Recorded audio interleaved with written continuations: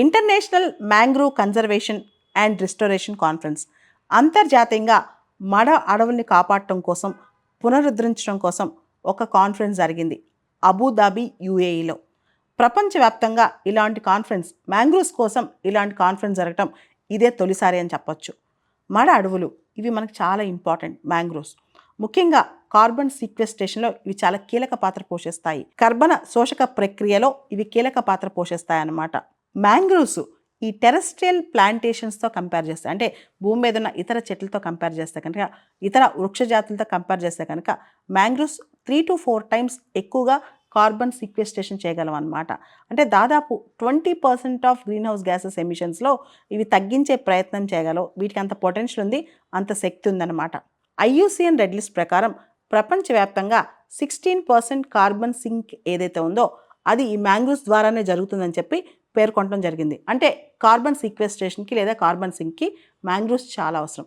అంతేకాదు మ్యాంగ్రూవ్స్ అన్నీ కూడా కోస్టల్ ఏరియాస్లో ఉంటాయి.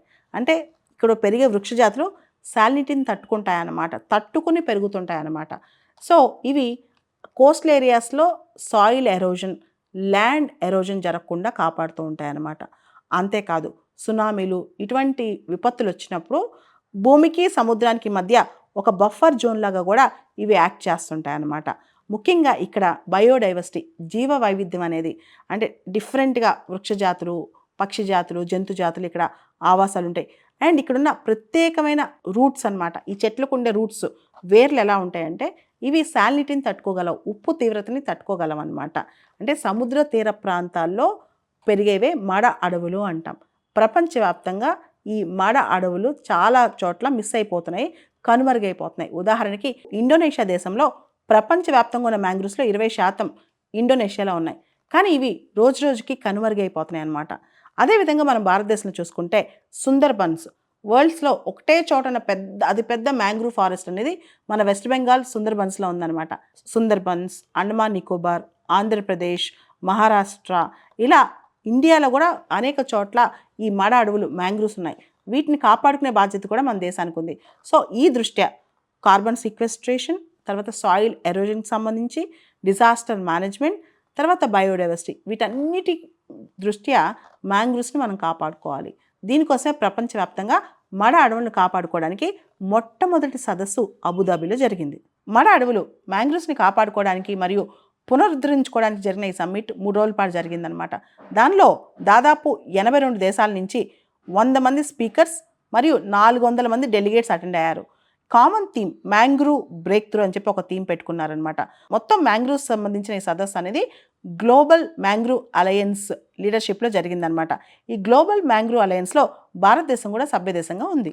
ఈ గ్లోబల్ మ్యాంగ్రూవ్ అలయన్స్లో టెక్నికల్ ఎక్స్పర్ట్స్ ఉంటారు, కమ్యూనిటీ లీడర్స్ ఉంటారు, బిజినెసెస్ ఉంటాయి, దేశాలు ఉంటాయి, అందరూ కలిపి ఒక ఆర్గనైజేషన్ అనమాట. ఇది మ్యాంగ్రూవ్స్ని కాపాడే దిశగా ఈ గ్లోబల్ మ్యాంగ్రూవ్ అలయన్స్ అనేది పనిచేస్తూ ఉంటుంది అనమాట. దీనిలో కమ్యూనిటీస్, లీడర్స్, నేషన్స్, రకరకాల ఇంటర్నేషనల్ NGOs అన్నీ కలిపి, ఎక్స్పర్ట్స్, టెక్నికల్ ఎక్స్పర్ట్స్ అందరూ కలిపి గ్లోబల్ మ్యాంగ్రూవ్ అలయన్స్లో ఉంటారు. మ్యాంగ్రూవ్స్, మడ అడవులు అనేవి క్లైమేట్ రెసిలియన్స్లో కీలక పాత్ర పోషిస్తాయి. కానీ మనం గమనిస్తే కనుక 1996 నుంచి నేటి వరకు మనం చూసుకుంటే దాదాపు 1 మిలియన్ హెక్టేర్స్, అంటే 2.5 million acres of mangrove land అనేది మనం లూజ్ అయిపోయాం. ఈ లూజ్ అయిపోయిన ల్యాండ్లో, అంటే 1 మిలియన్ హెక్టేర్స్ ఏదైతే లూజ్ అయ్యామో దానిలో 70%, 70% ఈజ్ రిస్టోరబుల్. 70% మనం పునరుద్ధరించుకోవచ్చు కూడా. మనం కనుక ఇప్పుడు మడ అడవుల కన్జర్వేషన్లో, పునరుద్ధరించుకోవడంలో దృష్టి పెట్టకపోతే 2050 కల్లా 50% మ్యాంగ్రూవ్స్ కనుమరుగైపోయే ప్రమాదం కనిపిస్తుందంట. 2050 కల్లా ప్రపంచవ్యాప్తంగా సగం పైన మ్యాంగ్రూవ్స్ కనుమరుగవుతాయి అంటానికి ప్రధానమైన కారణం సీ లెవెల్ రైజ్ అనమాట. అంటే ఐస్, మంచు కరిగిపోవడం, దానివల్ల సముద్రంలో నీరు పెరిగిపోవడం, దానివల్ల ఏమవుతుంది, ఇది మ్యాంగ్రూవ్స్ మునిగిపోతాయి అన్నమాట. మడ అడవుల్లో దాదాపు 80 రకాల వృక్ష జాతులు ఉన్నాయి. అంటే 80 different species of mangrove trees ఉన్నాయన్నమాట. ఈ మ్యాంగ్రూవ్స్ అన్నీ కూడా దాదాపు ట్రాపికల్ ప్రాంతాల్లో మరియు సబ్ ట్రాపికల్ ప్రాంతాల్లోనే కేంద్రీకృతమై ఉన్నాయన్నమాట. ముఖ్యంగా మన భారతదేశానికి సంబంధించి Sundarban forest area, Sundarban mangroves అంటే మడ అడవులకు సంబంధించి చూస్తే కనుక అక్కడ మేజర్గా ఉండేది బెంగాల్ టైగర్, ఆ తర్వాత స్వాంప్ టైగర్, జంగిల్ క్యాట్, ఇలా రకరకాల స్పీషీస్. ముఖ్యంగా బెంగాల్ టైగర్ అయితే ఎండేంజర్డ్ స్పీషీస్ అనమాట. సుందర్బన్ మడ అడవులు మనం కాపాడుకుంటే ఆ బెంగాల్ టైగర్ స్పీషీస్ యొక్క హ్యాబిటాట్ని కూడా మనం కాపాడుకోవచ్చు. భారతదేశంలో మాడ అడవులను కాపాడుకోవడానికి రకరకాల చట్టాలు ఉన్నాయి. Indian forest act, wild life protection act, అదేవిధంగా ఎన్విరాన్మెంట్ ప్రొటెక్షన్ యాక్ట్ ద్వారా వచ్చిన కోస్టల్ రెగ్యులేషన్ జోన్ నోటిఫికేషన్, ఇవన్నీ కూడా మాడ అడవుల్ని కాపాడుకునే దిశగా ప్రయత్నాలు చేస్తున్నాయి. వీటన్నిటితో పాటు మన యూనియన్ బడ్జెట్ 2023-2024లో మిస్టీ అనే ఒక ప్రోగ్రామ్ లాంచ్ చేశారు. Mangrove initiative for shoreline habitat and tangible incomes అని చెప్పి ఈ స్కీమ్ ఒకటి లాంచ్ చేశారనమాట. మ్యాంగ్రూవ్స్ని పెంపొందించడం కోసం, మ్యాంగ్రూవ్స్ని ప్రొటెక్ట్ చేయడం కోసం, దాంతోపాటు అక్కడ ఉండే కమ్యూనిటీస్ డెవలప్మెంట్ కోసం, వాళ్ళ యొక్క హ్యాబిటాట్ డెవలప్మెంట్ కోసం, దాంతోపాటు అక్కడ టాంజిబుల్ ఇన్కమ్ జనరేట్ చేయడం కోసం. మనందరికీ తెలుసు, కమ్యూనిటీ పార్టిసిపేషన్ ఉంటేనే, లోకల్ పార్టిసిపేషన్ ఉంటేనే మ్యాంగ్రూవ్స్ కూడా బాగా మనం కాపాడవచ్చు అని కూడా. రీసెంట్గా జరిగిన international mangroves conservation and restoration కాన్ఫరెన్స్లో ప్రధానంగా 3 లక్ష్యాలు పెట్టుకున్నారు. ఒకటి, మానవులతో సంబంధించిన మ్యాంగ్రూవ్ లాస్, అంటే హ్యూమన్ కాజెస్ వల్ల, మనుషులు చేసే తప్పిదాల వల్ల జరిగే మ్యాంగ్రూవ్స్ లాస్ని ఆపేయటం అనమాట. రెండోది, మ్యాంగ్రూవ్స్ కన్జర్వేషన్ సంబంధించి ఏదైతే ఇప్పుడు వరకు ఉన్న మ్యాంగ్రూవ్ ఏరియాస్ ఉన్నాయో వాటిని డబుల్ చేయడానికి ప్రయత్నం చేయటం. ఆ తర్వాత ఇప్పుడు వరకు రీసెంట్గా మనం ఏదైతే మ్యాంగ్రూవ్స్ కోల్పోయామో ఆ లాస్ని రిస్టోర్ చేయటం అనమాట. ఈ మధ్యలో కోల్పోయిన మ్యాంగ్రూవ్స్ని మళ్ళీ తిరిగి మనం వాటిని రిస్టోర్ చేయడం, పునరుద్ధరించడం అనమాట. ఈ టార్గెట్గా ఇప్పుడు మ్యాంగ్రూవ్స్ సంబంధించిన అప్రోచ్ ముందుకెళ్తుందనమాట ప్రపంచవ్యాప్తంగా. వీటన్నిటితో పాటు ఇప్పటికే ఉన్న గ్లోబల్ మ్యాంగ్రూవ్ వాచ్ అనే ఒక ఆన్లైన్ ప్లాట్ఫామ్ ద్వారా రిమోట్ సెన్సింగ్ డేటా వాడి ప్రపంచవ్యాప్తంగా మ్యాంగ్రూవ్స్ని ఎలా పునరుద్ధరించాలి, ఎక్కడ ప్లాంటేషన్ జరుగుతున్నాయి, ఎక్కడ మ్యాంగ్రూవ్స్ కనుమరుగవుతున్నాయి, ఇవన్నీ వాడి ఎప్పటికప్పుడు యాక్షన్ తీసుకోవడం అనమాట. సో గ్లోబల్ మ్యాంగ్రూవ్ వాచ్, దీనికి సంబంధించి ఈ ఆన్లైన్ ప్లాట్ఫామ్ వాడి మ్యాంగ్రూవ్స్ సంబంధించిన ప్రొటెక్షన్ ముందుకు తీసుకెళ్ళటం, ఇది కూడా లక్ష్యంగా పెట్టుకున్నాయి ఈ ఇంటర్నేషనల్ కాన్ఫరెన్స్లో దేశాలు. మ్యాంగ్రూవ్స్ మాడ అడవులను కాపాడుకోవడం మనకి చాలా అవసరం. ముఖ్యంగా మీ అందరికి తెలిసే ఉంటుంది బ్లూ కార్బన్ అనే కాన్సెప్ట్. బ్లూ కార్బన్ అంటే ఏదైతే కార్బన్ డైఆక్సైడ్ని ఓషన్ లేదా కోస్టల్ ఎకోసిస్టమ్స్ ద్వారా సింక్ చేస్తామో, సీక్వెస్ట్రేషన్ చేస్తామో దాన్నే బ్లూ కార్బన్ అనే కాన్సెప్ట్ అంటుంటాం అనమాట. దీనికోసం మనం ఖచ్చితంగా మ్యాంగ్రూవ్స్ని కాపాడుకోవాలి, రిస్టోర్ చేసుకోవాలి. ముఖ్యంగా ఈ సదస్సులో మ్యాంగ్రూవ్స్ని కాపాడుకోవాలంటే బెస్ట్ ప్రాక్టీసెస్ ఏంటి, ఇన్నోవేటివ్ ప్రాక్టీసెస్ ఏంటి, అదేవిధంగా integrated seascape and landscape approach. ఈ సీస్కేప్ ల్యాండ్స్కేప్ అప్రోచ్ అంటే మనం మ్యాంగ్రూవ్స్ తెలుసు కోస్టల్ ఏరియాస్లో ఉంటాయి కదా, ఒక పక్క కోస్టల్ ల్యాండ్స్ ఉంటాయి, ఇంకో పక్క సముద్రాలు ఉంటాయి.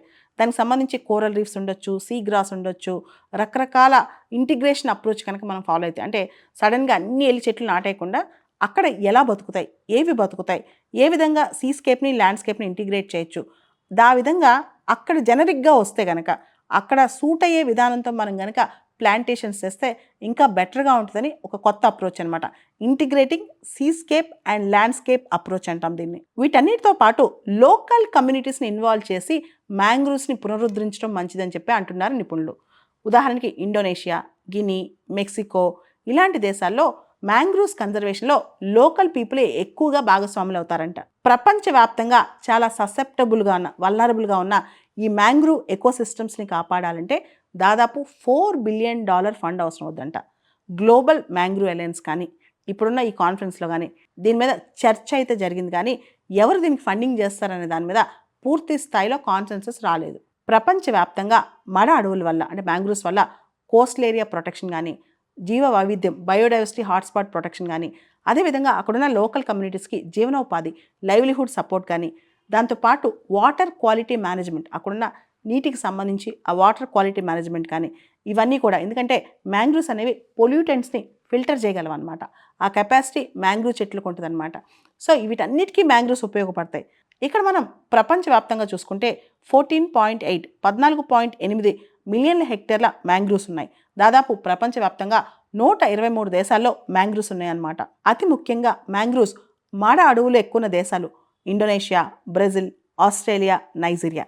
ఈ దేశాల్లో మాడ అడవుల విస్తీర్ణం చాలా ఎక్కువ ఉంది. ఇక భారతదేశంలో మాడ అడవుల విస్తీర్ణం గురించి ఒకసారి చూసుకుంటే మన దేశంలో 4,992 స్క్వేర్ కిలోమీటర్ల మాడ అడవులు ఉన్నాయి. అంటే దాదాపు ప్రపంచంలోని మాడ అడవుల ప్రాంతంలో భారతదేశాన్ని 3.3% కంట్రిబ్యూషన్ అనమాట. భారతదేశంలో ఉన్న మ్యాంగ్రూవ్ ఏరియాలో మాడ అడవుల ప్రాంతంలో మనం చూసుకుంటే 43% వెస్ట్ బెంగాల్లో ఉన్న సుందర్బన్సే. అంటే భారతదేశంలో మాడ అడవులు ఎక్కువగా ఉన్న రాష్ట్రం వెస్ట్ బెంగాల్ అనమాట. ఆ తర్వాత గుజరాత్, అండమాన్ నికోబార్, ఆంధ్రప్రదేశ్, మహారాష్ట్ర ఈ రాష్ట్రాలు వస్తాయన్నమాట. ఈ రాష్ట్రాల్లో కూడా మడ అడవులు ఉన్నాయి. 2024లో ఐయుసిఎన్ మొట్టమొదటిసారిగా మ్యాంగ్రోవ్ ఎకోసిస్టమ్ గురించి కూడా రెడ్ లిస్ట్ ప్రకటించింది. దాని ప్రకారం మ్యాంగ్రోవ్ ఎకోసిస్టమ్ మన దక్షిణ భారతదేశంలో, సౌత్ ఇండియాలో, శ్రీలంకలో మరియు మాల్దీవ్స్లో క్రిటికల్లీ ఎండేంజర్డ్ పొజిషన్లో ఉంది.